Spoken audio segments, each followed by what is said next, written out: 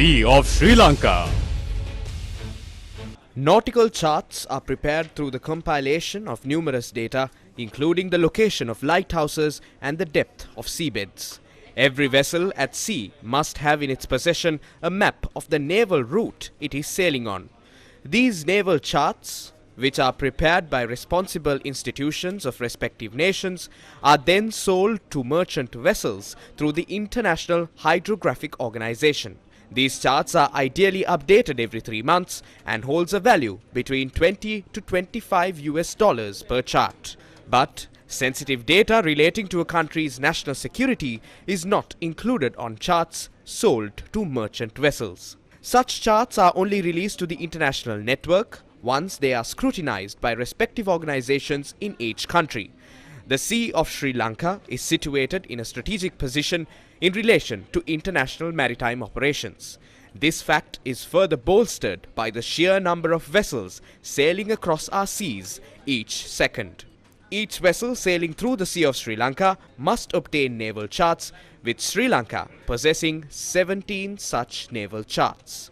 In Sri Lanka, the National Aquatic Research Agency, or NARA, is vested with the responsibility of compiling the charts and coordinating with international agencies. NARA has entered into an agreement with the UK Hydrographic Office for this purpose, with each chart only generating $2.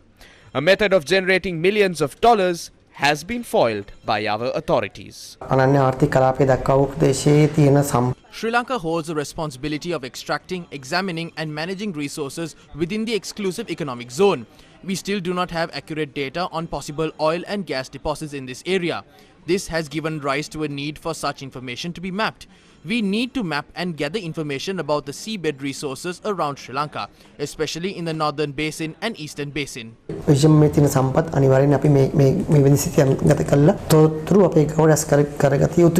This data comprises highly sensitive security data.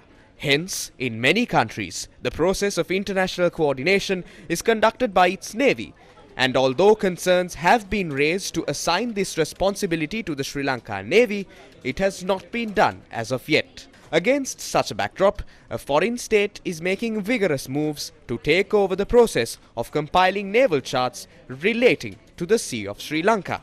The nation in question has already compiled naval charts of the Sea of Sri Lanka, and should our authorities give the green light to this request, that nation will unlock a glorious opportunity to generate millions of dollars in revenue. What is more worrisome than the loss of a method to generate vital dollars is that extremely sensitive information will fall into the hands of another faction, throwing Sri Lanka's security and sovereignty in grave danger.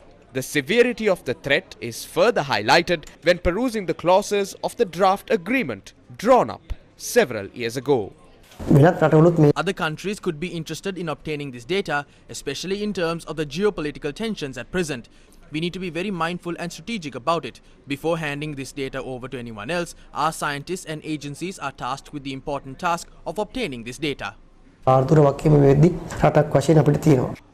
preliminary action related to the establishment of the National Hydrographic Service involving the Sri Lanka Navy has been carried out, questions arise on its methodical execution. Should this process be taken over by a foreign nation, it would inherit a source of generating exponential amounts of foreign revenue, which Sri Lanka is currently in dire need of. But the imminent threat to Sri Lanka's national security and sovereignty holds greater importance. Is this not a matter requiring urgent intervention?